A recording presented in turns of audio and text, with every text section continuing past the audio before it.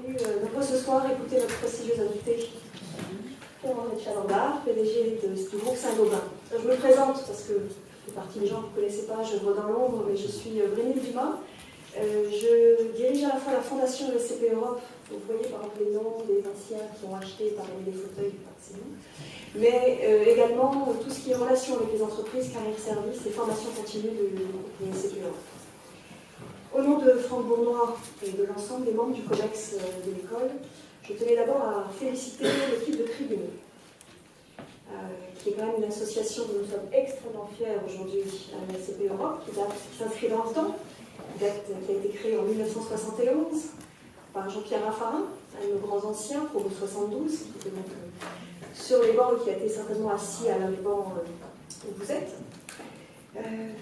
Tribune balaye un vaste spectre d'idées, que ce soit de l'ordre du politique, je crois que M. Mélenchon était là il n'y a pas très longtemps, comme du domaine économique. Le dernier mentalité que nous avons eu, c'était Jean-Paul Agon.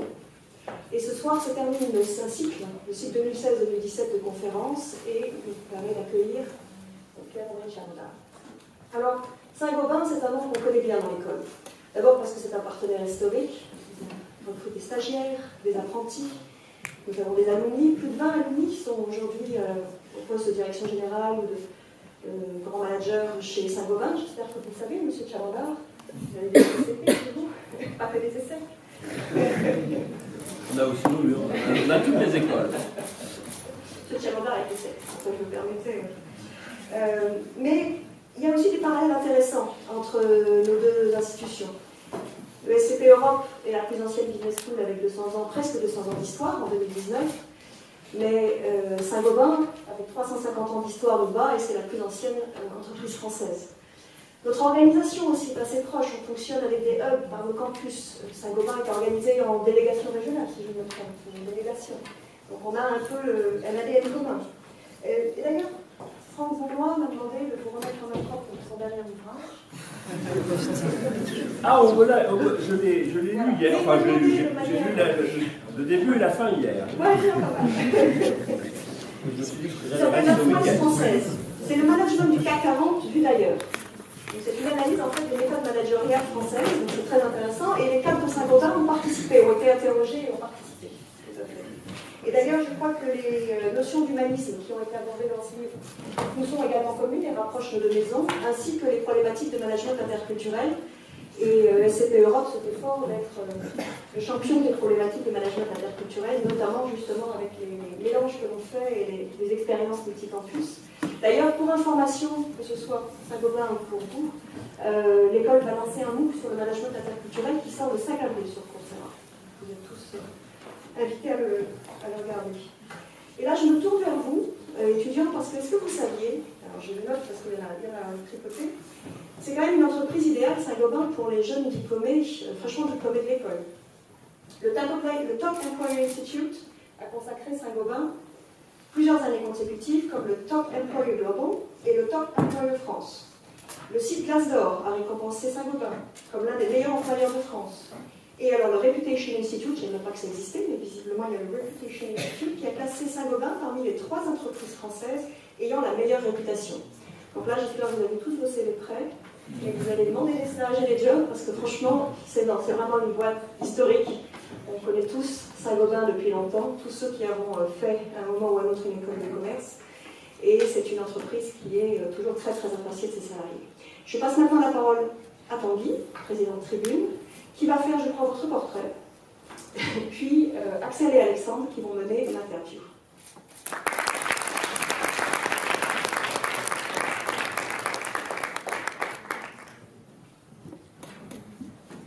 Bonsoir à toutes, bonsoir à tous et bonsoir Monsieur de Chalandard. Octobre 1665. Dans l'optique de rendre indépendante l'économie française, Colbert crée 25 manufactures. Toutes ont disparu ou n'y durent que le temps d'un passage. Toutes, sauf une, qui résiste encore au passage du temps, Saint-Gobain. 1665. Du haut de cette conférence, 352 années nous contemplent. 352 années et au moins autant de bouleversements. Du travail réfléchi et miroitant de la Galerie des Glaces au récent et limpide premier étage de la Tour Eiffel. Un développement en verre et contre tout. 352 années et au moins autant d'innovations pour cette institution à la fois au cœur de l'histoire française et qui demeure pourtant hors du temps. Longévité, patriotisme, innovation, en filigrane de ce triptyque, monsieur de Chalandard, c'est votre personnalité qui semble transparaître. Une carrière comme un hommage à la longévité, vertu devenue trop rare dans ce monde de l'entreprise, souvent court-termiste. En juin 2017, une décennie se sera écoulée depuis votre prise de fonction à la tête du groupe. Félicitations, monsieur de Chalandard. Vous avez su braver les ingénieurs du corps des mines, ces polytechniciens, ces normaliens. La tâche était ardue. Félicitations, car venant d'une très modeste école de commerce de Cergy-Pontoise, vous ne possédiez pas forcément les atouts nécessaires. Bien vous en a pris, vous avez complété votre formation comme tout PDG du CAC 40 qui se respecte par le traditionnel passage à l'ENA, dont vous sortez diplômé en 83. Après la longévité, le patriotisme. Pour le roi souvent, pour la patrie toujours, disait d'ailleurs Colbert. Grand-père inspecteur des finances et croix de guerre, père inspecteur des finances et grand résistant, tradition familiale oblige, c'est donc à la surprise générale que vous débutez votre carrière en tant qu'inspecteur des finances. J'aurais également pu citer et évoquer votre Légion d'honneur, mais à la lecture de certains récipiendaires, je cite au hasard, Vladimir Poutine, Ali Bongo, Mohamed Ben Nayef et Michel Sardou, j'ai préféré vous épargner ce camouflet. En 89, et il s'agit en revanche d'une véritable rupture avec la tradition ici, vous décidez, je vous cite, de servir votre pays d'une façon différente en passant dans le privé. Clin d'œil historique et personnel pour vous, l'Européen convaincu, le tenant de l'amitié et de l'axe franco-allemand, vous débutez à Saint-Gobain au moment où le mur de Berlin tombe enfin. Depuis 28 ans, Saint-Gobain demeure votre seule et unique entreprise et vous n'avez pas changé de fil directeur. Directeur du plan, puis des abrasifs, directeur de différentes filiales, puis du pôle bâtiment, et enfin, directeur général délégué en 2005. Cette même année, la figure tutélaire de Jean-Louis Beffa, PDG du groupe depuis près de 2 décennies, décide logiquement de ne pas vous choisir. Mais ne vous inquiétez pas, monsieur de Chalandard, ce n'est que partie remise. Votre constance et votre pragmatisme finissent par le convaincre en 2007. En bon alpiniste que vous êtes, vous avez atteint ce sommet en vous armant de patience. Et si je disais précédemment, selon la formule napoléonienne, que ce sommet de 3 siècles vous contemple, il n'est pas dit que ce sommet vous contente. L'innovation, le 3e volet de notre triptyque. Vous êtes un manager différent, un Auvergnat, un peu à l'américaine en raison de vos 4 années de direction à Boston, sûrement britannique avec une mission de 3 années outre-Manche et un flegme quasi churchillien. L'innovation. L'innovation pour qu'aujourd'hui, ce fleuron tricentenaire ait plus de demain que d'hier. Tirez parti des leçons passées pour ne pas suivre froidement le cours de l'histoire. Homme d'énergie et de synergie, vous opérez un recentrement de l'activité. Pour Saint-Gobain, il n'y aura pas de plafond de verre, puisque le cœur historique du groupe, Veralia, s'est progressivement éloigné. Il s'agit désormais de laisser une trace, mais d'éviter qu'il ne s'agisse d'une empreinte carbone. Aucun risque. Vous possédez un plan et un cheval de bataille, l'habitat durable. À vos yeux, ce choix n'est pas la fin d'un paradis ancien, mais plutôt le début d'un paradigme nouveau, selon lequel la lutte contre le réchauffement climatique ne constitue pas une contrainte, mais un formidable panel de solutions et de possibilités. Ce futur durable et décarboné, vous devez encore le construire. Mais nous n'avons pas vraiment de soucis, cependant. Construire demeure votre spécialité et l'avenir, votre horizon. Vous qui aimez à rappeler qu'un quart des produits Saint-Gobain n'existaient pas il y a encore 4 années. Doucement mais sûrement donc, vous cultivez votre jardin, loin des médias et de l'opprobre, au figuré comme au propre. Le jardinage constituant votre grande passion. Plus encore, lorsque l'on ose et que le sujet affleure, vous nous rappelez qu'à vos yeux, la rose est la reine des fleurs. Rose. Rose comme la couleur selon laquelle vous percevez peut-être votre règne à Saint-Gobain. Hélas, monsieur de Chalandard, aucune rose n'est dépourvue d'épines. Bien au contraire. Contraire comme les vents que vous avez dû affronter depuis votre prise de fonction à la tête du groupe. Loin de la rose, loin de la teinte, bien plus proche est l'atteinte. En effet, les problèmes capitaux et de capitaux affluent rapidement. On évoque souvent cette finance obscure, dite dispendieuse, qui épargne rarement. Votre groupe en fera fortement les frais. Septembre 2007, l'ambitieux fonds Wendel s'attaque à Saint-Gobain et en devient le premier actionnaire. La tricentenaire vacille, la valeur n'entend pas le nombre des années. La crise fera également son mauvais effet, et tout homme d'action que vous êtes, celle de Saint-Gobain s'effondre à la bourse de Paris. Il s'agit alors d'éviter la fronde et la fronde. Face à ces affaires, le dirigeant s'affaire. Le groupe, les traits tirés, vous refusez de tirer un trait, et très justement, le groupe repart de plus belle. Toujours constructif, Saint-Gobain demeure aujourd'hui au sommet de la hiérarchie mondiale. La question est donc désormais, qui peut arrêter Saint-Gobain? Une structure unique, 35 décennies depuis sa genèse, et pourtant la légèreté de la jeunesse. Malheureusement, les secondes filent, rien n'est jamais acquis. L'Assemblée générale houleuse de juin dernier vous l'a bien rappelé. Les secondes filent, le sablier s'égrène et chaque graine est un possible risque pour ce mécanisme aussi superbe que fragile. Attention, monsieur de Chalandard, toutes les bonnes choses ont une fin. Cependant, si toutes les bonnes choses ont une fin, les meilleures ont peut-être pour elles l'éternité. Effleurer l'éternel, devant les aléas, le hasard, la déveine, il ne me reste plus qu'à vous souhaiter, dans cette tâche si hardie et si ardue, bon courage, bonne chance, et par là même, pour finir, une bonne conférence. Merci à tous.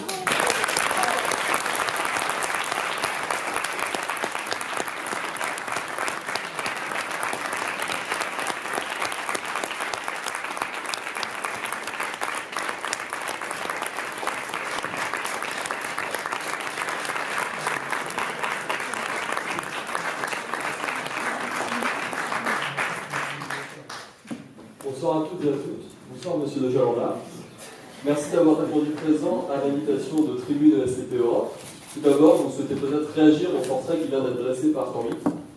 Oui, quand j'ai entendu dire que vous aviez juste emprunté le prédécesseur, c'était M. Mélenchon, je me suis dit ça va être dur avec la verbe, mais en fait le défi est encore plus difficile parce que vous mettez la barre très haut là. Non, bon, il y a quelques petites approximations sur certains points, mais c'était extrêmement bien construit et bien dit. Donc bravo pour ce talent oratoire qui je ne sais pas ce que vous avez envie de faire, mais vous pouvez faire beaucoup de choses avec ça. Bon, bravo, non, c'était. J'ai pas beaucoup. Sur les rectifications de détails, mais elles sont pas majeures. Non, peut-être un point, c'est que sur l'histoire du temps et de la longévité, c'est que c'est vrai que Saint-Gobain est un peu de ce point de vue-là une entreprise un peu unique. Et que devenir patron de Saint-Gobain, compte tenu de tout ce qui s'est passé avant, c'est un poids qui peut paraître lourd. Et quand on m'a demandé, je me souviens très bien, juste après ma prise de fonction, un grand banquier aux États-Unis m'a demandé mais quelle est votre ambition ? Qu'est-ce que vous souhaitez avoir fait dans les 10-15 ans qui viennent et vous savez ce que je lui ai répondu? Je lui ai répondu survivre. Et c'était pas complètement une boutade. Ça peut paraître une ambition, limitée, mais pour survivre, il faut faire beaucoup de choses, il faut se renouveler en permanence. Et donc en fait, pour une grande entreprise aujourd'hui. On est tous appelés à des transformations importantes, et donc voilà, si on veut être le maillon d'une longue chaîne et faire que l'histoire, on est encore 150 ou 350 ans, là, il faut se renouveler constamment. Voilà, et pour ça, vous avez évoqué quelques éléments, je reviendrai peut-être. L'innovation est un élément extrêmement important pour ça. Et quand on a fêté notre 350 ans il y a 2 ans, ça a été pour moi l'occasion de rappeler tout le temps, parce que si vous voulez, l'histoire c'est très bien, mais ça peut donner l'impression qu'on se regarde le nombril. Et en fait, j'ai rappelé toute cette année cette histoire qui se trouvait très intéressante, c'est que si Saint-Gobain a été créé par Colbert, enfin, c'est des capitaux privés, mais grâce dans le cadre du programme que vous avez indiqué, pour copier les Vénitiens qui fabriquaient des miroirs et ils en mettaient des miroirs partout.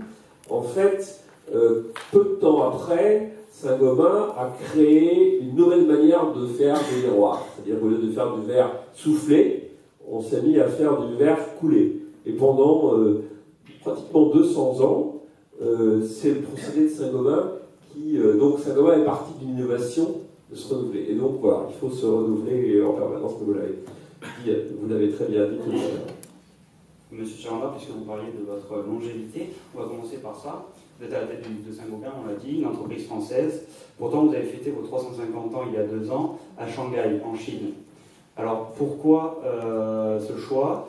Pensez-vous que la France représente le passé et que l'Asie est le futur désormais?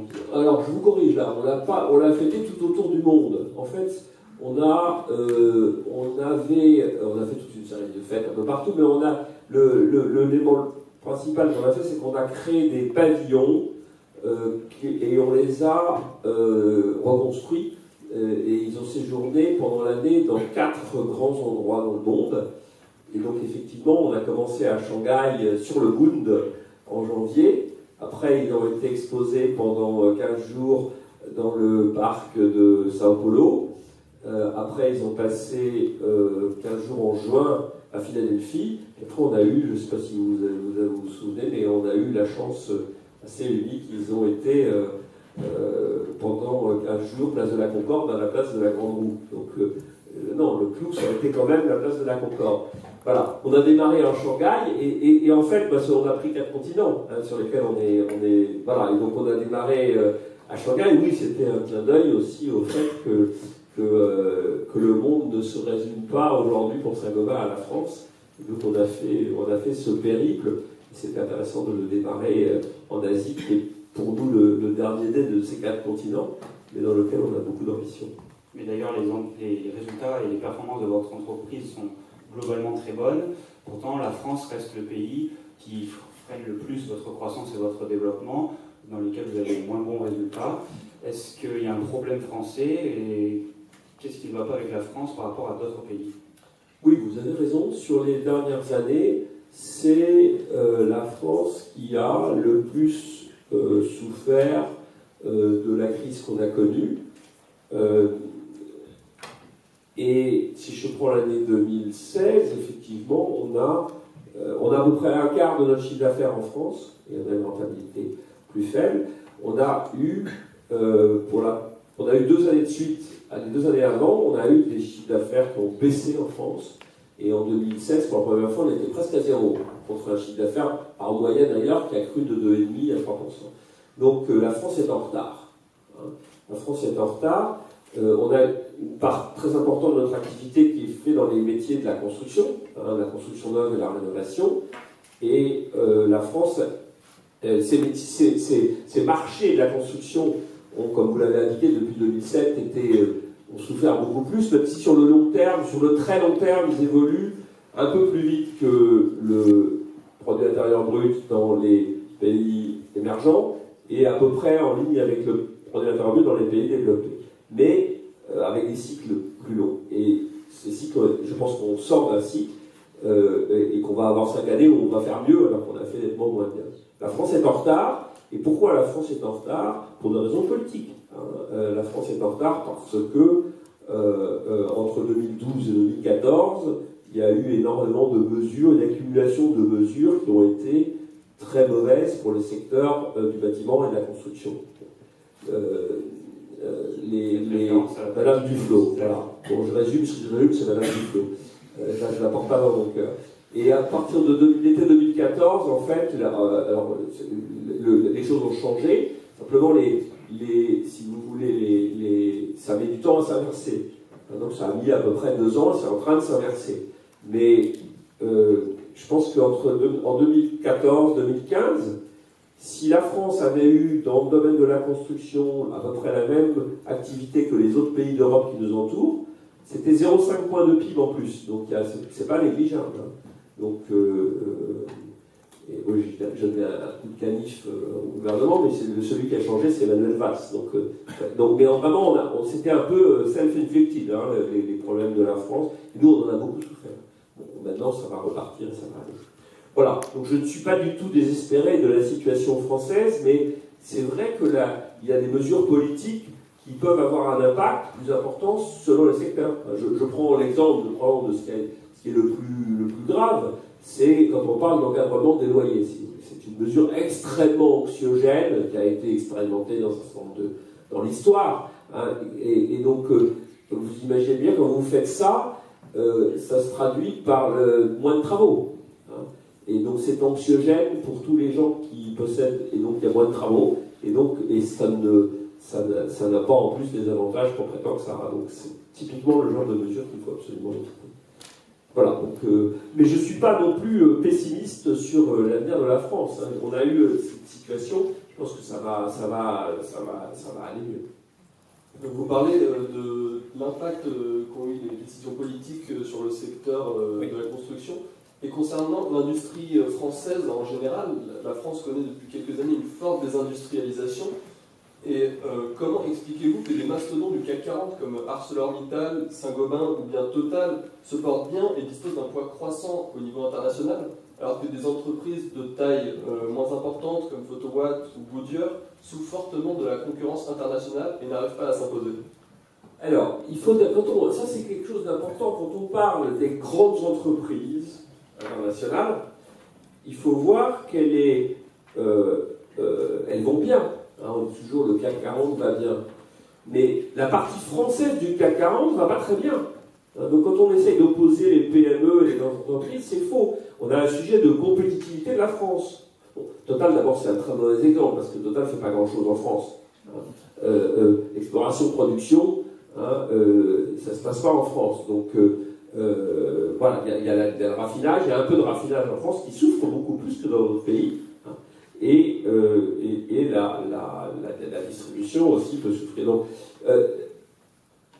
si je prends, le sujet n'est pas les entreprises françaises petites ou moyennes, le sujet c'est la site France. Bon. Alors, je vous ai parlé des problèmes spécifiques de la construction, mais d'une manière générale, dans l'industrie, on a quand même aussi, si vous voulez, un problème de difficulté de la compétitivité du site France en termes industriels. Alors c'est bien expliqué, d'ailleurs ça fait partie des sujets dont on a parlé quand on arrive à parler de choses sérieuses dans cette campagne, ce qui arrive de temps en temps. Le diagnostic il est clair. On a aujourd'hui en France, par rapport à la moyenne des autres pays, on a un coût du travail qui ne vient pas des salaires, mais qui vient des charges sociales. La France a fait le choix de faire peser sur l'entreprise toute une série de coûts qui, dans beaucoup d'autres pays, sont financés d'une autre manière. Et en plus, il y en a plus de coûts, puisqu'on a une dépense publique, on est recordman, si vous voulez, à la fois des prélèvements obligatoires et de la dépense publique. Donc, ça veut dire que les entreprises françaises ont un handicap qui est lié à ce coût du travail. D'ailleurs, on est en train de le voir dans un secteur qui n'a rien à voir avec l'industrie. Je le disais hier, que malheureusement, les entreprises, les banques anglaises, il y en a 5 fois plus qui vont aller à Francfort qu'à Paris. Et l'élément principal, c'est ça, c'est le coût du travail qui est plus élevé. Alors, dans l'industrie, on a fait quelques progrès avec le fameux 6C, même s'il n'est pas parfait. Et il n'est pas parfait notamment parce qu'il ne cible pas assez les salaires moyens, il cible trop les bas salaires. Ce qui est bien pour l'emploi, mais ce qui n'est pas bien pour le coût pour les entreprises. Donc on a un sujet de compétitivité du site France qui explique que, en partie, ce n'est pas le seul sujet, mais qui explique en partie le fait que l'industrie française a perdu de la place. Et ça, c'est très grave. Pourquoi l'industrie, c'est fondamental pour un pays? Parce que c'est l'industrie qui fait 70-75% de la R&D, c'est l'industrie qui fait l'essentiel des exportations et du commerce extérieur, et que le sujet principal en fait de la France par rapport au pays, qui est un indicateur de résultat de ce que je viens de dire, c'est le commerce extérieur français qui est très très déficitaire. Et d'ailleurs, en parlant de politique, et vous avez critiqué à plusieurs reprises la politique menée par le gouvernement. Vous avez dit que c'était une politique du zigzag. Pourtant, le gouvernement a pris des mesures en faveur des entreprises, d'allègement de charges, la loi Macron, la loi travail. C'était des mesures qui allaient dans le bon sens ou pas? Il y a eu un certain nombre de choses positives. J'ai parlé du 6C, on peut le critiquer parce que d'ailleurs les principes, un certain nombre de candidats à l'élection présidentielle veulent le changer pour mettre directement une réduction sur les charges sociales, mais ça allait dans la bonne direction, pas assez. La même chose, la loi El Khomri, ça va dans la bonne direction, mais pas assez. D'ailleurs, Emmanuel Macron voulait aller plus loin, on l'en a empêché. Donc, donc il y a eu des bonnes choses qui ont été faites. Quand j'ai parlé de zigzag, c'était il y a 3-4 ans où effectivement je me suis fait agresser. C'est-à-dire que les entreprises, elles ont besoin de lisibilité. Elles ont besoin qu'on leur donne des signaux claire, de visibilité à moyen terme. Moi, quand je vais investir, quand je vais prendre une décision d'investissement, c'est pour 15 ans, c'est pour 20 ans. Bon. Donc on a besoin de visibilité. Alors, on est parti d'une situation en 2012, mais ceci étant, il y avait des problèmes avant aussi, où c'était mauvais à peu près dans toutes les... Il y avait un déni de ce que je viens de dire, la compétitivité. Puis après, on est passé du déni à un bon diagnostic. Simplement, c'était 2 mesures dans le bon sens et puis beaucoup de bruit dans le mauvais sens. Et donc, ça freine le bon diagnostic, si vous voulez, les ardeurs de ceux qui pensent que ça allait dans la même direction. C'est pour ça que j'ai parlé à ce moment-là de progressivement, ça s'est un peu amélioré, mais pas du tout assez.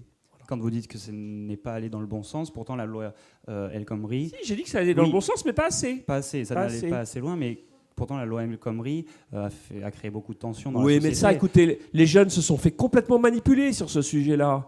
C'est scandaleux d'ailleurs la manière dont ça a été présenté. Et je ne comprends pas comment les jeunes se sont fait manipuler à ce point-là. Ce sont aujourd'hui les jeunes qui sont les principales victimes des rigidités du marché du travail en France. Voilà.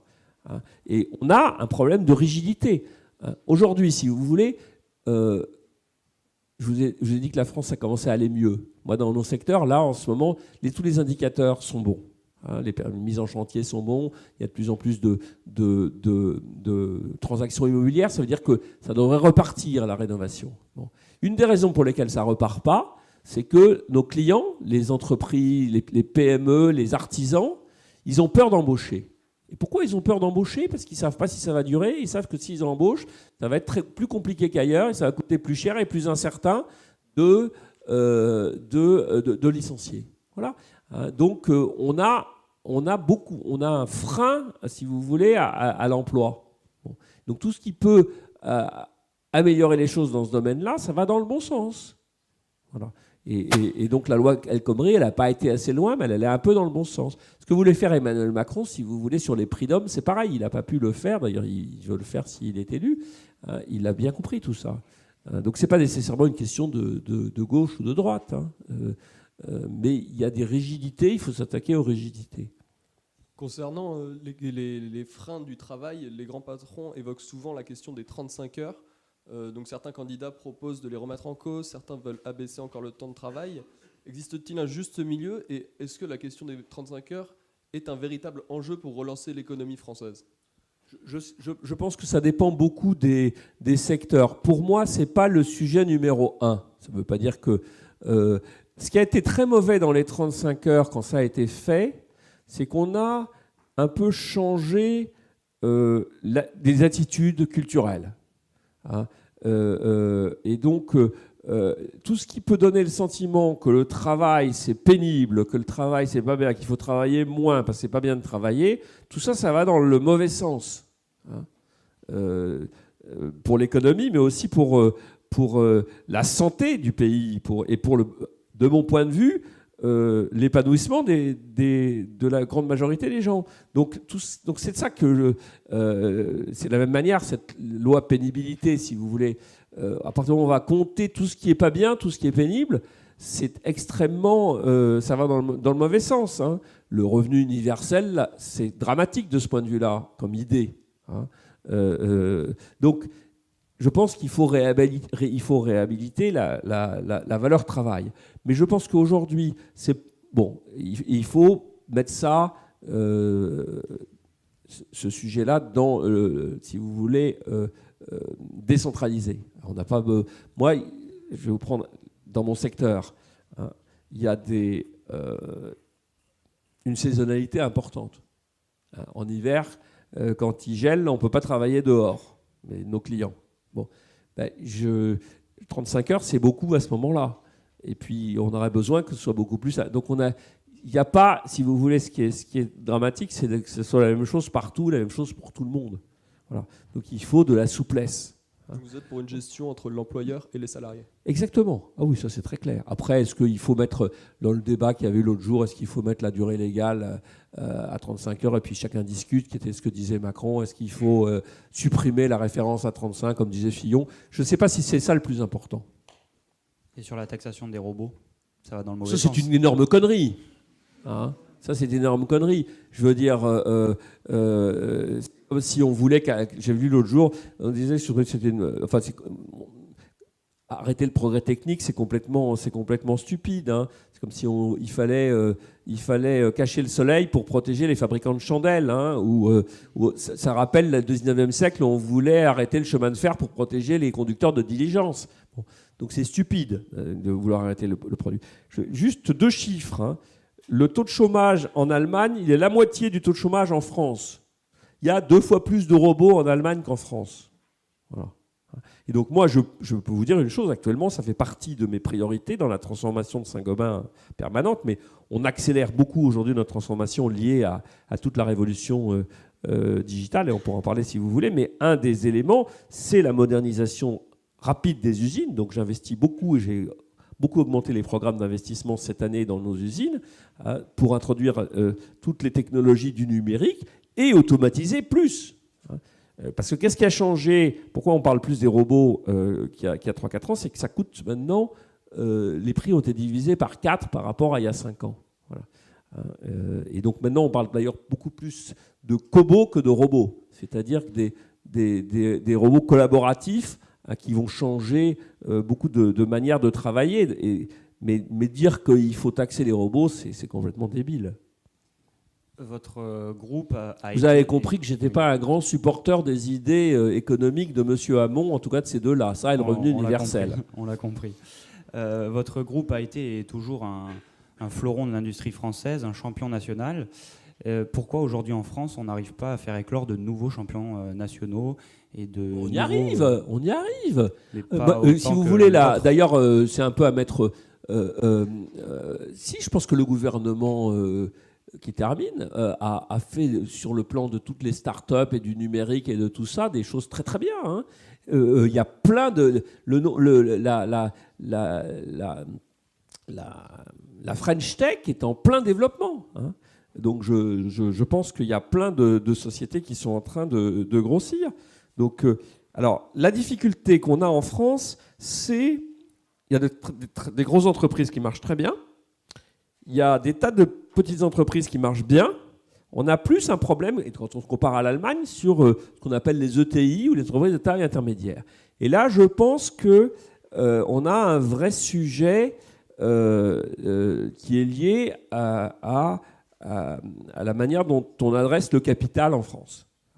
La ressource en capital est moins disponible que dans les pays d'à côté, et la taxation du capital n'aide pas la succession dans les entreprises. Donc on a quelques sujets importants là-dessus. Mais si vous voulez, on a plein d'entreprises qui sont déjà à une certaine taille, dont des ETI qui deviennent des grandes entreprises. Ça, on en a toute une série. Hein. Et puis on a plein de PME. Donc c'est plutôt le stade intermédiaire où on est plutôt moins bon. Merci. Mais je ne suis pas du tout inquiet sur l'avenir de l'entreprise en France. D'ailleurs, je ne sais pas combien il y en a parmi vous qui ont envie ou qui vont, ils ne le savent pas encore, mais dans les 5 ans qui viennent, se lancer dans une aventure entrepreneuriale. Je peux vous dire que, sans faire de sondage dans cette salle, il y en a certainement 3 ou 4 fois plus que quand moi j'étais à votre place. Et ça, c'est positif. Et qu'est-ce que vous leur direz? Et en plus, les Français sont bons. Si vous voulez. Moi, il suffit d'aller d'aller à San Francisco. Hein, j'y vais assez souvent. On voit que des Français partout. Et ils sont très bons. Et qu'est-ce que vous diriez justement à ces jeunes pour les convaincre de venir travailler chez vous plutôt que dans une start-up? Oh, ben, j'ai pas envie qu'ils viennent. J'ai pas de place pour tout le monde. Je pense que je serais content d'en avoir. Et c'est bien qu'il y en ait qui veuillent aller travailler dans des grandes entreprises. Mais pas tout le monde. Et puis, ce que je crois qu'il est important, c'est de faire ce qu'on a envie de faire, d'être bien, de choisir quel va être son patron. Voilà, et pas de réfléchir à un plan de carrière à l'avance, parce que ça marche pas.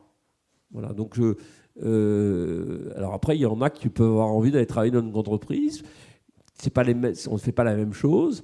Il y en a on se forme d'une manière différente. Mais moi, le conseil que j'aurais à donner, c'est surtout cherchez pas à faire trop de plans de carrière et faites ce que vous avez envie de faire, ce qui vous plaît. C'est pas toujours évident de le savoir. Enfin, maintenant, vous faites tellement de stages que c'est plus facile de sentir ce qui va vous plaire. Et voilà, la vie est trop courte pour qu'on s'emmerde. Merci. Maintenant, nous avons des questions.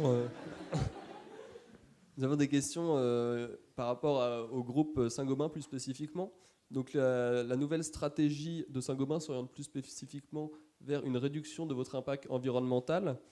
Et nous nous demandons, est-ce une véritable stratégie de croissance pour une entreprise comme Saint-Gobain ou c'est seulement dans l'air du temps et dans le but de donner une bonne image de l'entreprise ? Non, alors d'abord, je pense que les entreprises aujourd'hui, d'une manière générale, ont passé ce stade de l'image. Elles ont compris que ces sujets-là représentaient des tas d'opportunités. J'ai écrit un petit bouquin il y a 2 ans là-dessus, au moment de la COP21. Je crois que les entreprises ont compris et elles veulent montrer, et elles sont au moins autant la solution que le problème. Parce que vous l'avez résumé dans votre introduction. Et Saint-Gobain est très emblématique de ça. C'est aussi pour ça que j'avais fait ce bouquin, parce que ce n'est pas une stratégie de réduire notre empreinte environnementale. Ça, on va le faire aussi. Mais la stratégie de Saint-Gobain, c'est de contribuer à la réduction de l'empreinte environnementale de la planète. Je prends un exemple tout simple.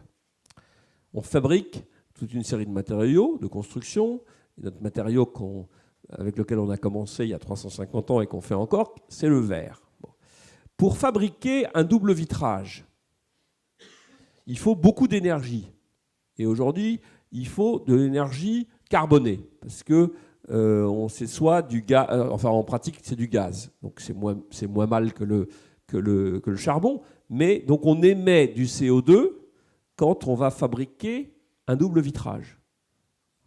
Et je ne saurais pas avant longtemps faire autrement. Une fois qu'il est installé, ce double vitrage, dans une maison ou dans un immeuble, il va permettre d'isoler et donc de réduire la consommation de chauffage ou de climatisation. En 3 mois d'utilisation, l'énergie et donc le CO2 qu'il a fallu pour le produire est remboursé. Ça veut donc dire que sur sa durée d'utilisation, c'est entre 100 et 150 fois, il va permettre d'économiser entre 100 et 150 fois ce qu'il a fallu pour le produire. Voilà. Donc, qu'est-ce que je veux vous montrer à travers ça ? C'est que aujourd'hui, si je prends la France ou l'Europe, 40% de l'énergie consommée, après en France, grâce au nucléaire, c'est un peu moins que 40% du CO2, mais mettons entre 25 et 30% du CO2 est consommé dans les bâtiments. L'essentiel étant pour se chauffer. Alors après, si on est selon les régions, c'est une part plus importante, mais c'est en moyenne le niveau en Europe. Et on sait aujourd'hui, avec les matériaux de Saint-Gobain, construire, d'ailleurs la règle, la norme le demande dans la réglementation du neuf, construire des bâtiments qui nécessitent pratiquement pas de chauffage. Bon.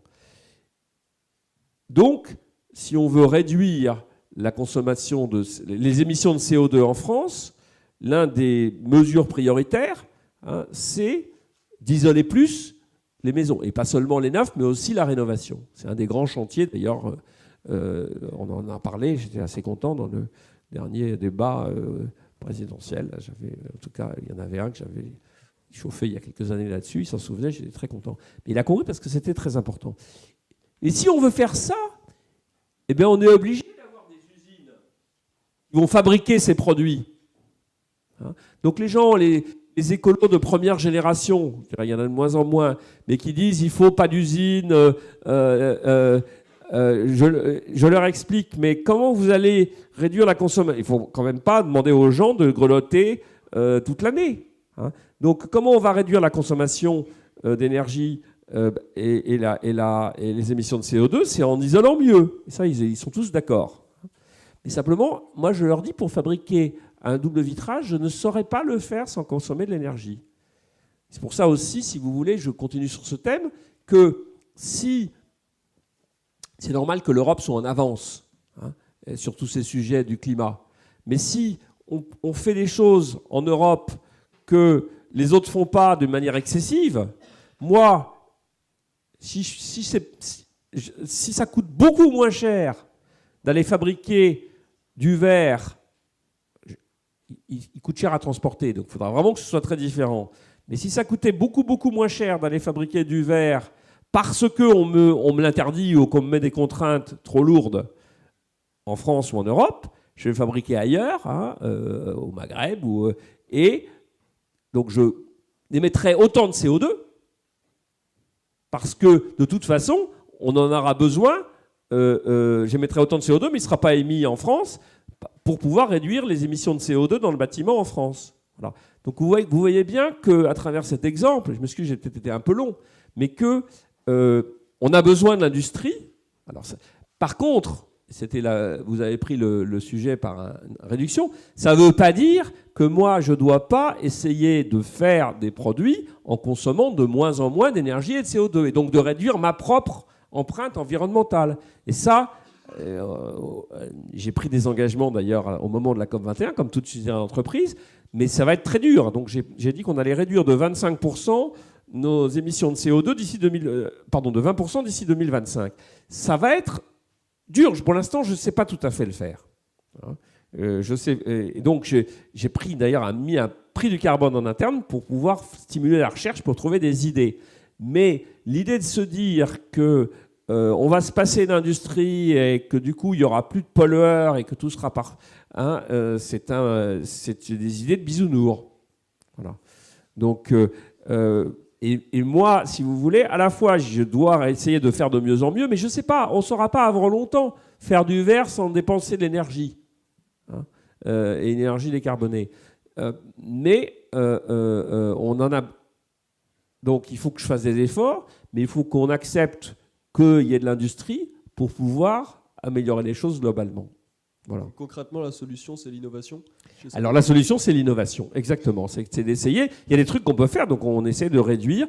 Si vous voulez, à chaque fois que je fais une nouvelle usine de verre, elle consomme 20% de moins que les usines existantes. Simplement, quand je fais une usine, elle coûte très cher. Et donc, elle dure, en l'occurrence, c'est un four verrier, il a une durée de vie limitée, mais elle dure 18-20 ans. Et donc, et ça fonctionne 7 jours sur 7 pendant 18 ans. Sinon, c'est complètement idiot sur le plan économique.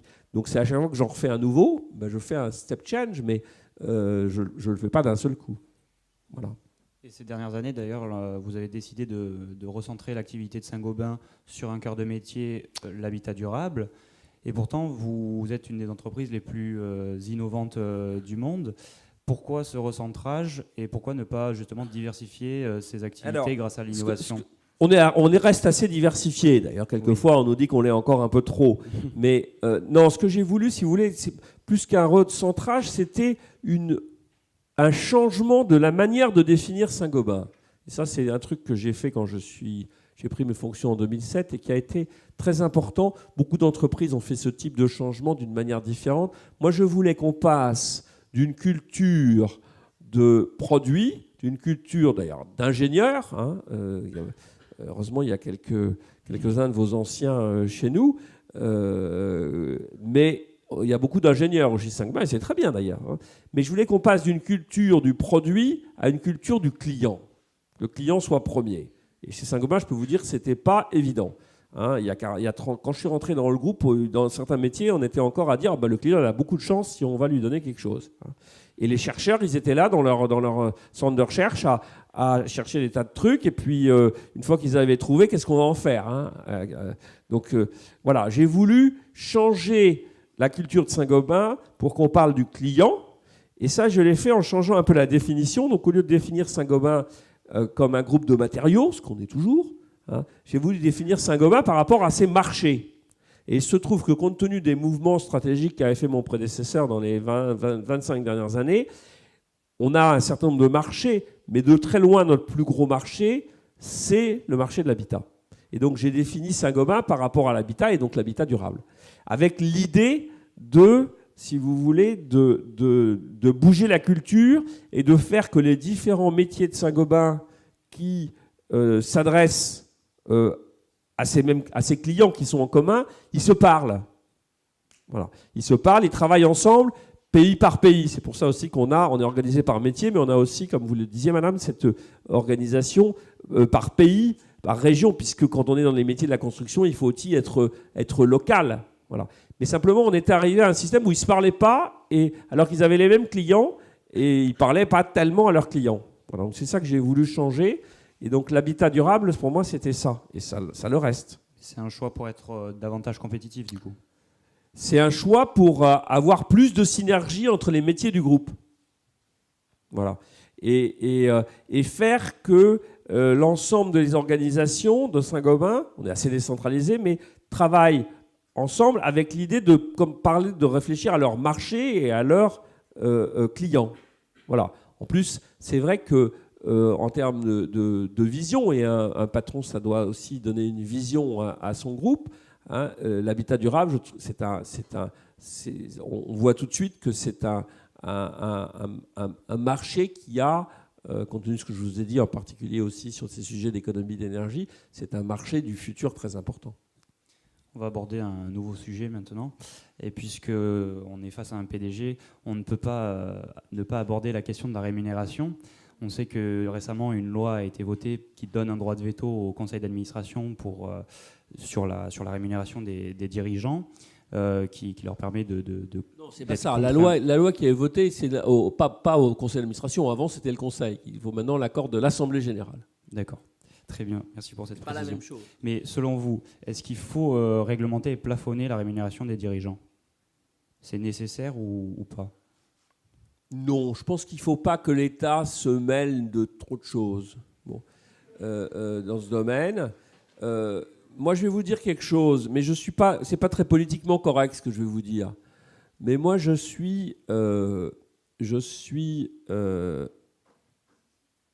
pense que je suis probablement trop payé, mais je pense que la transparence n'a pas que des effets vertueux. Voilà. Je pense que la transparence, ça s'est traduit par des échelles de perroquet. Moi, je vais vous raconter mon histoire. Hein. J'ai fait l'essentiel de ma carrière dans Saint-Gobain. Hein. Et donc, quand j'ai été nommé directeur général, j'ai été augmenté. Ça me paraissait d'ailleurs pas normal. Et puis, un an après, puisque c'est le moment où on a commencé à avoir la transparence, hein, on voyait que puisque tout le monde a des tableaux, hein, j'étais le dernier ou à l'avant-dernier. Voilà. Bon, ça ne me dérangeait pas, je trouvais que j'étais très bien payé. Mais ça dérangeait mes administrateurs, et puis, même à la limite, les cadres de Saint-Gobain. Bon, surtout que ça veut dire, est-ce que notre patron, il est bon, hein? Surtout qu'il y a eu des petits hoquets dans la succession de mon prédécesseur. Donc, est-ce qu'il est bon? Et donc, c'est le conseil d'administration qui a dit il faut le monter. Et je pense que quand on fait tous ces benchmarks, ça pousse à la hausse. D'ailleurs, tous les gens qui sont les plus transparents, qui sont les anglo-saxons, c'est là, les salaires anglo-saxons, les patrons sont beaucoup plus importants que les salaires français. Hein. Entre un patron français et un patron américain, c'est de 1 à 6. Un patron français, un patron anglais, c'est de 1 à 2 en moyenne. Voilà. Tout ça, c'est des sommes astronomiques. Hein. Donc, c'est un sujet difficile, mais je pense que la loi, ce n'est pas nécessairement la bonne solution non plus. Voilà. Je suis d'une manière générale. Donc, il faut arriver à ce qu'il y ait une espèce d'autodiscipline. C'est pas facile. Et la transparence fait que c'est pas facile. Voilà. Après, ce qui est très important et ce qui n'est pas toujours facile à expliquer, c'est que je pense que c'est plutôt une bonne chose que la rémunération, quand on monte dans la hiérarchie, l'élément variable soit plus important que l'élément fixe. Bon. Donc l'élément variable, il dépend aussi, ça monte et ça descend. Voilà. Alors on en parle toujours quand ça monte, on n'en parle pas quand ça descend. Vous parliez tout à l'heure de la culture d'ingénieurs de Saint-Gobain, qui est un groupe industriel. Et donc, comment vous, qui êtes diplômé de l'ESSEC, avez-vous réussi à vous imposer dans le milieu de la construction? Ça, j'en sais rien. De l'ingénierie. Oui. C'est mon prédécesseur qui me l'a... écoutez, je vous ai dit qu'il fallait insuffler plus une culture du client et du marché. Bon, ben, je pense que vous êtes plutôt meilleur que les ingénieurs là-dessus. Bon, moi, j'ai plutôt été élevé un peu aussi comme ça. Hein, et donc, voilà, donc il faut un peu de tout. Il faut dans une équipe, il faut des gens qui aient des origines, des cultures, sexes différents. Moi, je suis très pour la diversité. Voilà. Moi, j'aime bien les ingénieurs parce que aussi ils me rassurent. Ils ont des raisonnements que j'ai pas. Mais je pense que c'est bien d'avoir qu'il n'y ait pas que. Voilà. Donc, j'essaye de mélanger. Je suis pour la diversité et je pense qu'on est meilleur. D'ailleurs, la plus importante des diversités, c'est la diversité d'âge. Moi, j'ai eu de la chance, j'ai fait une bonne partie de ma carrière avec des chefs qui allaient prendre leur retraite juste après. Et je trouve que mélanger un jeune et un vieux, c'est extrêmement riche. Voilà, maintenant, je suis un peu de l'autre côté de la barrière. Donc, j'essaye de m'entourer de très jeunes. Et je pense que la diversité d'âge, c'est aussi très important. Donc, voilà, il faut pas... il faut essayer d'éviter une culture dominante, il faut mélanger. Et de ce point de vue-là, j'ai un peu rebalancé les choses chez Saint-Gobain. Comment j'ai réussi à le faire? Saint-Gobain, de par sa culture et sa tradition, est assez légitimiste. Donc, une fois que mon prédécesseur avait décidé que c'était moi qui allais devenir le patron de Saint-Gobain, je n'ai pas eu l'impression d'avoir eu beaucoup de mal à m'imposer. Voilà. Comment ça s'est fait? Assez naturellement. Et vous parliez de diversité. Au niveau des patrons du CAC 40, la diversité n'est pas très importante. Vous avez fait l'ESSEC, vous avez fait l'ENA. Je crois que je suis le seul ESSEC. Mais il y avait Christophe de Margerie qui venait de votre école, oui. Malheureusement. Beaucoup de patrons du CAC 40 ont fait HEC, Polytechnique, l'ENA. Oui, il y a un peu trop d'HEC. Oui. Ouais. Mais est-ce que pour devenir un PDG d'une entreprise du CAC 40, il faut faire une grande école absolument? Non, enfin, j'en sais rien. J'en sais rien. Je pense que c'est beaucoup moins important que ça ne l'était. Moi, je crois pas que c'est parce que j'étais passé par l'administration que je suis devenu patron de Saint-Gobain. J'ai fait un peu plus de 20 ans avant dans Saint-Gobain et j'ai eu de la chance, mais j'ai eu des résultats, j'ai eu des bons résultats dans les jobs qu'on m'a donnés. Vous savez, dans l'entreprise, ce qui compte quand même, c'est aussi d'avoir des bons résultats. Voilà. Moi, j'aime mieux quand je mets quelqu'un patron d'une filiale et que je reviens 3 ans après. Si les résultats ont doublé, en général, j'ai tendance à le promouvoir. Si les résultats ont baissé, je me pose des questions. Pour moi, ça me paraît plus important. Toujours concernant les patrons, en France, on a le sentiment d'un certain désamour envers les patrons et leurs entreprises. Vous qui voyagez beaucoup, est-ce une spécialité française et comment y remédier et comment redorer le blason des patrons et des entreprises en France? Non, je pense qu'il y a aujourd'hui dans le monde un problème beaucoup plus grave, qui est la montée du populisme partout. Et donc il y a des réflexes anti-élites, c'est pas anti-patron. Je pense qu'à l'intérieur des élites, les hommes politiques ou les journalistes sont encore plus vilipendés que les patrons. Donc il y a un réflexe anti-élite dans beaucoup de pays. Bon, alors il n'est pas général, mais enfin Trump il s'est fait élire là-dessus. Hein. Le Brexit, c'est quand même assez largement un réflexe anti-élite. Hein. En France, le fait que vous ayez aujourd'hui dans les sondages pour les élections présidentielles, que vous ayez entre 40 et 50%, qui n'est jamais vu, et c'est très grave, 40 à 50% des gens qui ont un vote, j'allais dire, populiste. Hein, et c'est quand même extrêmement frappant aujourd'hui de voir les similitudes dans les programmes, d'ailleurs, entre Marine Le Pen et Mélenchon. Hein, mais vous avez... Donc, je crois qu'il y a un vrai problème de montée du populisme qui est lié au fait que les élites ont pas toujours été géniales et elles ont manqué de pédagogie. Voilà.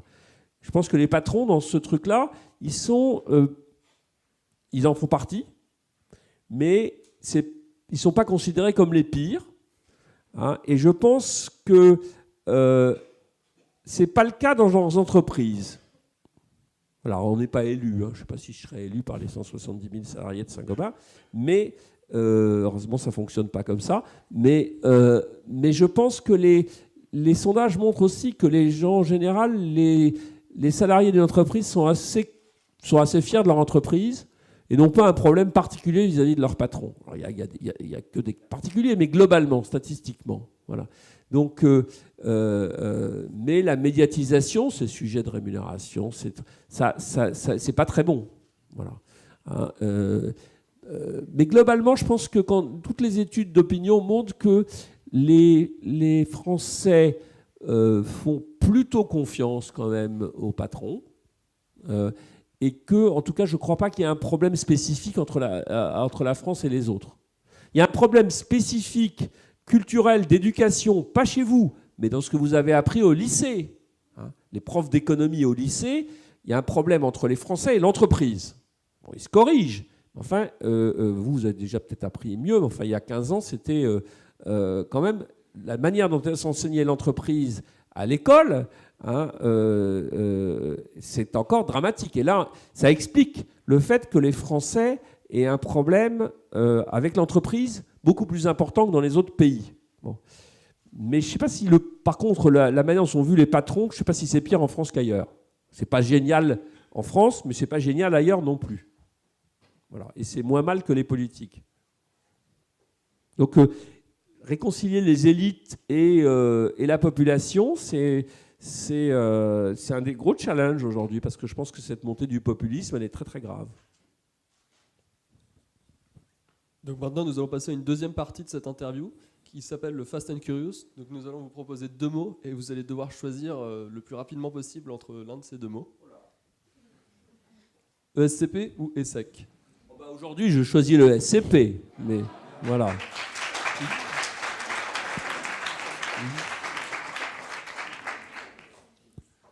D'abord, vous êtes dans Paris, ce qui est assez sympa. Hein, donc, voilà. Quand le bâtiment va, tout va, ou quand la santé va, ah bah non, tout quand va. le bâtiment va, tout va. Et la santé va avec. Masson ou Macron? Ben, Masson, ça dépend comment vous l'interprétez. Mais je ne souhaite pas prendre position à titre personnel et au titre de le président de Saint-Gobain ne vote pas. Voilà, je vous ai dit qu'il y en a pour lesquels je n'allais pas voter. Le président de Saint-Gobain ne vote pas, mais j'ai réduit le champ des. Il y en a dont je n'ai pas parlé, où j'en ai parlé en disant qu'il n'y avait pas trop de problèmes, mais je n'ai pas envie de. Voilà, donc je vais dire Masson. Saint-Gobain ou Jean Gabin? Saint-Gobain. C'est facile, hein, là, honnêtement.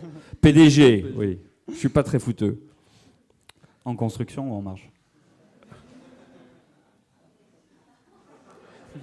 Ben, j'aime bien En Marche. C'est connoté aujourd'hui, mais et là, en construction, on est En Marche. Voilà. Non, en construction, quand même. R&D ou RSA? R&D. C'est assez facile, hein. Colbert ou col blanc?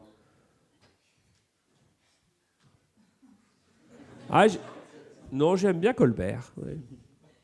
Je revendique. Franc-maçon ou maçon français? Maçon français. Maintenant, on va passer à C'est le seul où j'ai fait celui d'en bas, oui. Maintenant, on va passer à un autre petit jeu, c'est si vous étiez. Et il y a plusieurs questions et vous allez nous dire si vous étiez un patron d'une entreprise, mais autre que Saint-Gobain. Je ne me suis pas beaucoup posé cette question, mais je pense qu'aujourd'hui, j'aurais envie de... Et je peux vous dire que j'ai pas été... C'était pas dans mes gènes, mais j'ai plein d'idées de créer une entreprise, une petite start-up. C'est un projet en cours ou... Non.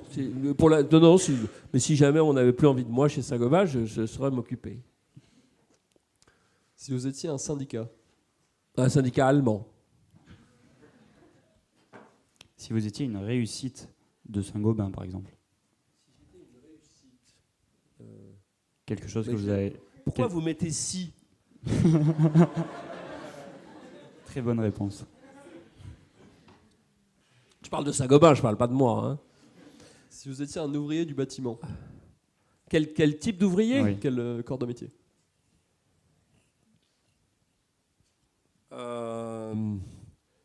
Plombier.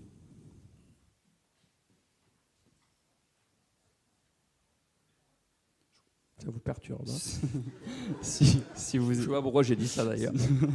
Si vous étiez une loi. Ah bah plutôt la loi Macron que la loi El Khomri. Non, si j'étais une loi...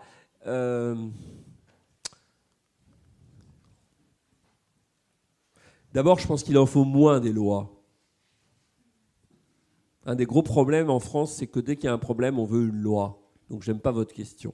Voilà. Je pense qu'il faut... Et non, il faut pas penser qu'on va régler tout avec la loi. On a un gros... Ça, c'est une spécificité française. Un peu, c'est qu'on a tendance, et vous voyez, c'est intéressant. Ça veut que vous posiez cette question, ça veut dire que le premier réflexe qu'on a, c'est d'attendre de l'État qui règle les problèmes. Voilà. Et là, il y a un vrai problème culturel. Le fait que vous posiez cette question me perturbe. Ça veut dire que vous avez encore quelques cours à prendre à l'ESCP pour vous désintoxiquer. On va passer maintenant au...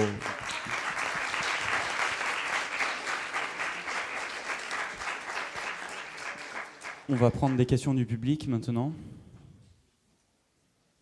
S'il y en a. Oui. Lancez-vous. Hein.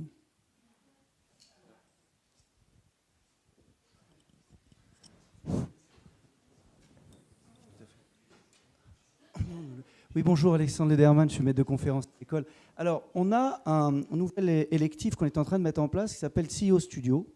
Et en fait, c'est parcours dirigeant. C'est qu'est-ce qui, chez les jeunes élèves, va faire que va se déclencher quelque chose, comme disent les Américains, why not me? Pourquoi pas moi? Pourquoi pas vous?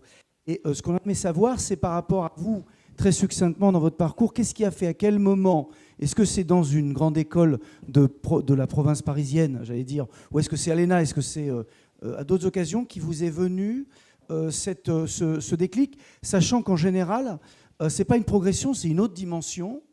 Et puis que c'est donc à quel moment? Et puis je sens que Brynhilde Dumas aussi avait une question sur la parité, mais ça c'est encore autre chose. Chantez pendant le... Voilà. Oui, moi j'ai pas eu... honnêtement, comme je l'ai dit, je pense qu'une...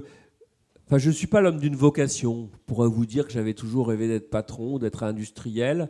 Vous avez évoqué mon background familial, je n'ai pas été préparé à ça. Mon père, il a mis 20 ans à comprendre que ce n'était pas forcément idiot de travailler dans une entreprise industrielle. Mais pour moi, le déclic que j'ai eu, c'est pas mon premier job chez Saint-Gobain, c'est mon deuxième job chez Saint-Gobain. Et j'en avais peur, d'ailleurs. Mais c'est quand on m'a donné une responsabilité opérationnelle et je me suis retrouvé avec 3 usines en charge de ça. Et là, je me souviens très très bien, c'était fin 92, au moment de l'arrivée de la crise, donc c'était pas facile. Et quand j'ai essayé de me dire à quoi me raccrocher, en fait c'est dans le commandement, c'est ça qui m'a plu. Eh bien, je ne savais pas. Et la seule expérience que j'avais, c'était le service militaire, que vous n'avez malheureusement pas connu, où j'avais la chance de le faire comme officier, donc j'avais dirigé une section de 30 personnes, c'est pas la même chose qu'une entreprise, mais c'est la seule expérience qui m'a servi, beaucoup plus que ce que j'avais appris dans les écoles. Et là, j'ai eu un déclic, oui, ça m'a plu, alors que j'avais jamais fait ça juste avant, dans les 10 ans avant, donc c'était quand même, j'avais 32 ans, et là, j'ai eu un déclic, je me suis dit, c'est ça que j'aime, c'est diriger des équipes. Mais je m'en étais pas tellement rendu compte avant. Alors j'aurais pu le faire dans un métier autre. Pourquoi l'industrie? Parce que l'industrie, je trouvais que c'était plus concret, on touche des produits, on voit le résultat. Enfin, voilà, ça me parlait plus que d'aller dans un métier de service ou dans la banque. Mais ça, bon, ça oui, j'avais plutôt envie d'être dans le concret. Bonjour. J'ai pas eu beaucoup de déclics, ça s'est fait des choses progressivement. Il y en a un dont je me souviens, c'est celui-là. Bonjour. On parle souvent de l'Afrique comme un continent de croissance, surtout au niveau de la population. vu que Saint-Gobain se spécialise au niveau de l'habitat, c'est quoi pour vous l'enjeu qu'est l'Afrique et qu'est-ce que vous avez prévu pour ce continent?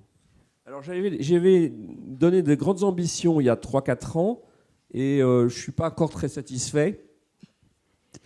Et une des raisons, c'est la suivante, c'est que Saint-Gobain ne fait pas tout dans l'habitat. On est surtout dans le second œuvre et dans des matériaux qui apportent du confort, en fait. Hein, du confort énergétique, thermique, hein, du confort acoustique, du confort visuel, hein, esthétique, la qualité de l'air. Et donc les matériaux de Saint-Gobain, ils nécessitent un certain niveau de développement. Voilà. Ce n'est pas des matériaux de base, on n'est pas dans le ciment. Hein. Et donc, en fait, dans tous les pays émergents où on va, on s'adresse d'abord dans les pays où il commence à y avoir une classe moyenne et on vise plutôt d'abord le non résidentiel et puis les classes moyennes. Et de ce point de vue-là, l'Afrique est juste en train de commencer. Donc on a commencé il y a 3-4 ans, mais les marchés pour nos types de métiers en Afrique sont encore petits. Voilà. Donc on y va, mais ça va prendre du temps. Bonjour. Donc on a compris grâce à la question d'Axel comment votre formation vous a permis d'accéder à votre poste de PDG. Mais au cours de votre cursus professionnel, comment est-ce que vous êtes arrivé à avoir les compétences techniques et pratiques pour diriger une entreprise comme Saint-Gobain? Vous n'avez pas de formation d'ingénieur? Non. Les compétences techniques, je ne les ai pas. Bon. Mais vous savez, un PDG, ça ne fait pas tout. Hein? Qu'est-ce que je fais, moi, dans la vie quotidienne? Je fais... D'abord, bon, il y a un premier rôle qui est d'avoir une vision et d'insuffler une vision. Bon, ça, je vous en ai dit un ou deux mots. Après, il y a un deuxième rôle, mais qui ne peut pas être défini. Je pense que le patron, il insuffle un certain état d'esprit. Il a un impact là-dessus. Puis après, moi, je délègue énormément. Hein, donc, je m'occupe de deux choses, moi, dans l'entreprise. Je m'occupe des choix d'allocation du capital, donc les investissements, les acquisitions, hein, et puis je m'occupe des ressources humaines. Alors, je ne m'occupe pas de gérer la carrière de tout le monde, mais j'interviens sur à peu près 400-500 personnes, ce qui est beaucoup déjà. Hein. Pas décisionnaire sur 400-500, décisionnaire sur entre 30 et 50, mais je donne mon input sur 400-500. Voilà. Mais ce n'est pas moi qui prends les décisions de gestion au jour le jour. Alors, vous allez me dire sur les choix d'investissement, d'allocation du capital, de savoir s'il faut faire un investissement plutôt qu'un autre. Ben c'est là où j'aime bien avoir des ingénieurs autour de moi qui construisent des dossiers. Donc je sais que c'est sérieux sur le plan du dossier. Après, moi, ma valeur ajoutée personnelle, telle que je la vois, ben, je vais renifler un peu sur le terrain avant. D'ailleurs, j'aime bien aller parler aux gens, pas les gens qui font les dossiers, les gens qui font les dossiers à la base, pas les gens qui ont fait les dossiers que je vois, savoir ce qui s'est passé entre le premier... Voilà, donc aller interroger et puis sentir. Et donc, ma valeur ajoutée, je la vois souvent dans le domaine de l'intuition. Mais pour ça, j'ai besoin que, sur le plan technique, tout ça soit très bien étudié. Donc, voilà, je vous dis, on travaille en équipe. Après,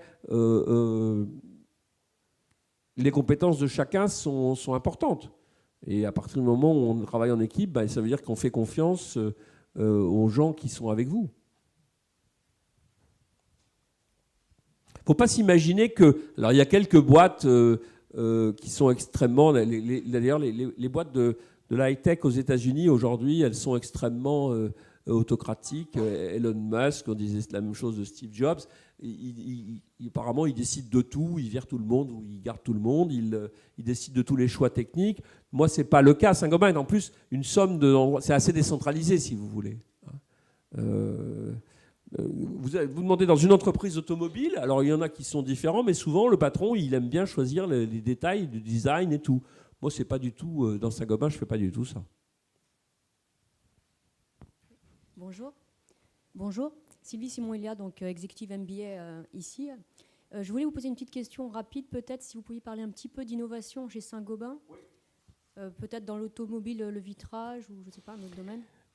Alors, d'abord, comme vous l'avez dit dans votre petite introduction, votre brillante introduction, on a on a beau être dans des métiers qui sont apparemment qui changent pas tout le temps, hein, on essaye de se renouveler en permanence. Et donc je suis très fier qu'on ait à peu près un quart de nos produits qui n'existaient pas il y a 5 ans, ou qui n'existaient pas en tant que tels, hein, mais on prend des critères assez stricts. Et donc l'innovation dans des métiers industriels, c'est quand même beaucoup la recherche et le développement. Alors après, comment... Et moi, je juge en fonction des produits qui sortent. Hein, je ne sais pas juger autrement. Je leur donne de l'argent, puis après, il faut que... Je ne sais pas si la recherche est bonne ou pas, mais à la fin, il faut qu'il y ait des produits nouveaux et pas seulement des brevets. Donc, quelques exemples de choses qu'on fait. Si vous prenez le vitrage, hein, par exemple, puisque vous me posez la question sur le vitrage, les grandes innovations des 30 dernières années, ça a été tout ce que vous ne voyez pas sur un vitrage, qui sont des couches. Si vous prenez un vitrage isolant aujourd'hui, il est complètement transparent, mais en fait, on a déposé sur le verre entre 10 et 30 couches d'épaisseur micronique, hein, qui donnent des propriétés d'arrêter la transmission de la chaleur, hein, ou du froid. Et donc, ces couches, et Saint-Gobain est probablement le plus en avance, donc les verres, c'est le support des couches aujourd'hui presque, je dirais. Donc voilà, innovation très importante sur le plan technique. Depuis quelques années, et là on a lancé depuis 2 ans un nouveau type de vitrage. On est passé dans les vitrages à une troisième génération qui sont qu'on appelle les vitrages actifs. En gros, un vitrage actif, c'est un vitrage dont les propriétés sont modifiées quand on donne quand on fait quelque chose. En l'occurrence, on donne une impulsion électrique. Voilà. Alors là, il y a 2 exemples. Il y a un vitrage qui s'opacifie, ça c'est instantané. Hein. Donc ça permet d'être une cloison, par exemple, entre deux bureaux on voit à travers ou on ne voit pas à travers. Et puis, celui dont je viens de parler, qui est un truc très très au point, sur lequel on a travaillé depuis 20 ans, très, très difficile à mettre au point, pardon, donc on travaille depuis 20 ans, c'est le vitrage qu'on dit électrochrome. C'est là, quand on envoie un courant, il se fonce un peu, donc comme des lunettes qui deviendraient des lunettes de soleil.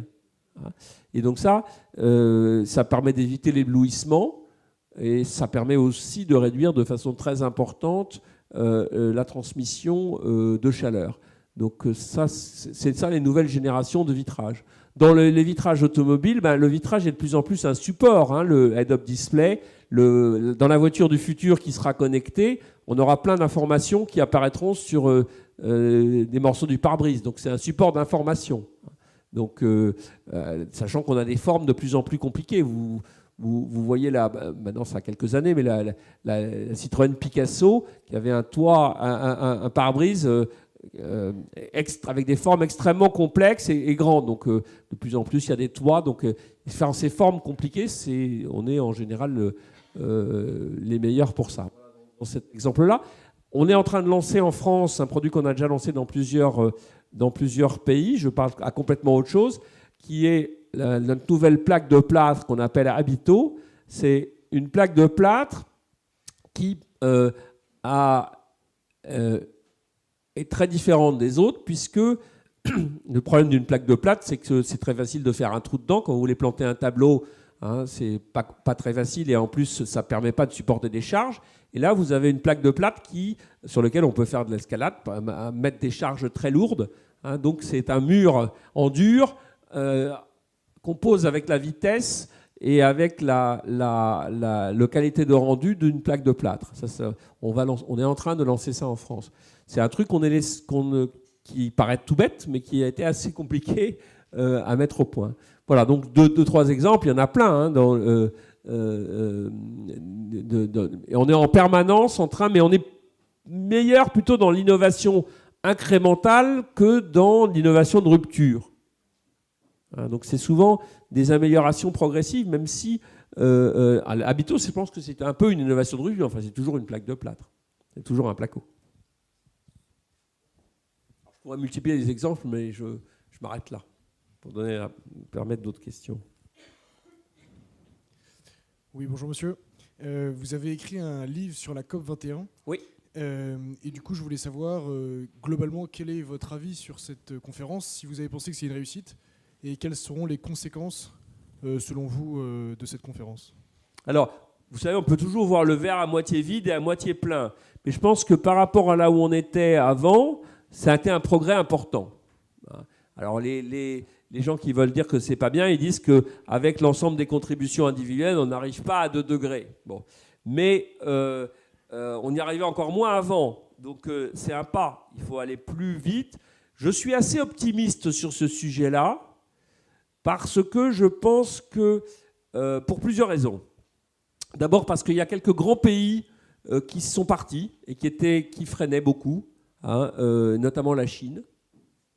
Parce que je pense que M. Trump n'arrivera pas à casser ce momentum.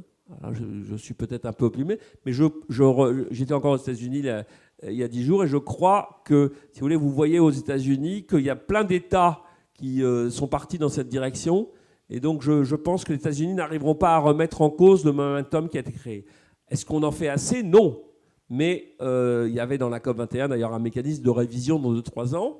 Je pense que la Chine va jouer un rôle. Et la Chine joue un rôle très important. Elle ne le fait pas forcément pour les questions du climat, mais juste pour des problèmes de santé publique. Hein. C'est que la pollution en Chine, c'est épouvantable. Moi, quand je vais en Chine 2 fois par an, 1 fois sur 2, c'est irrespirable. Hein.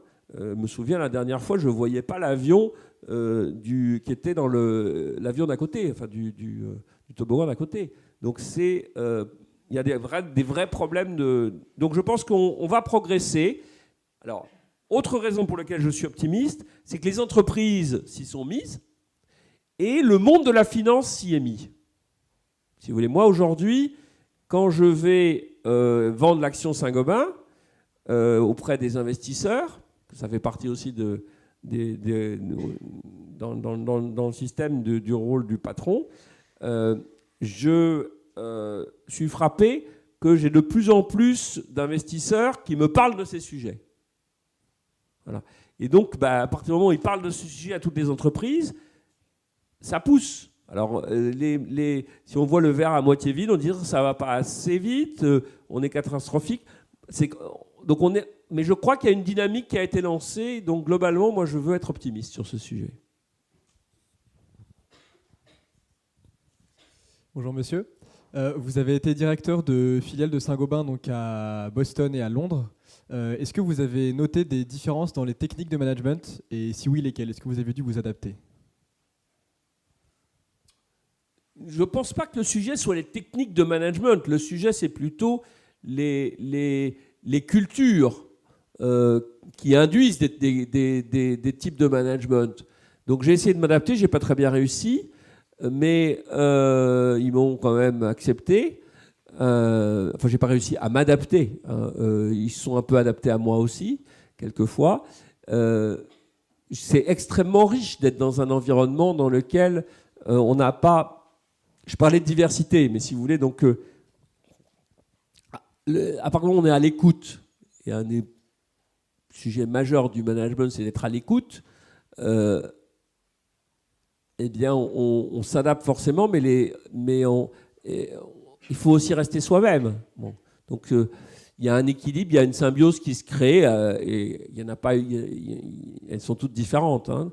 Donc, il faut être très sensible à ces sujets culturels. C'est plus des sujets culturels que les sujets de technique de management. Vous avez autant de différences entre 2 managers dans un pays qu'entre un manager d'un pays et d'un autre. Bon. Par contre, vous avez des cultures qui ne sont pas toujours faciles à détecter et qui influent sur les comportements. Voilà. Mais vous savez, c'est aussi un des trucs moi qui me passionne le plus dans mon métier. C'est d'être exposé à des différentes cultures. Alors je suis assez globe-trotter, mais de passer mon temps entre les différentes cultures et d'essayer de les comprendre, au-delà de la technique, c'est d'en tirer le meilleur profit.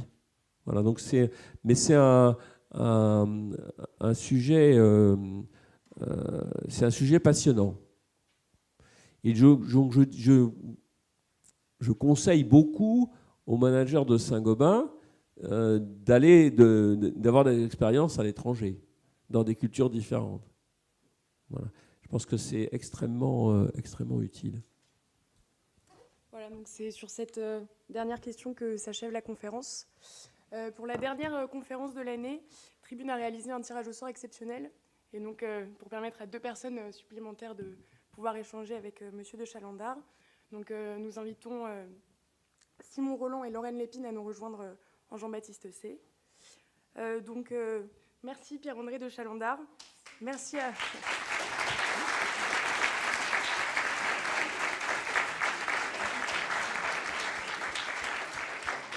Et merci à vous tous d'être venus ce soir, mais aussi tout au long de l'année, car cette conférence marque la fin de la saison 2016-2017 pour Tribune.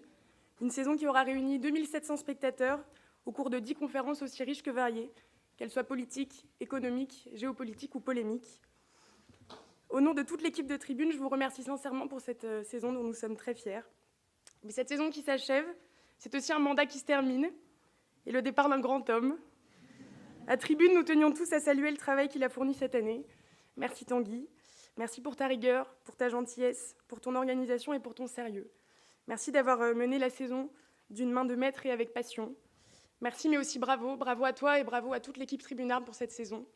Je vous souhaite à tous une très bonne soirée et vous donne rendez-vous en septembre pour une nouvelle saison qui s'annonce déjà historique.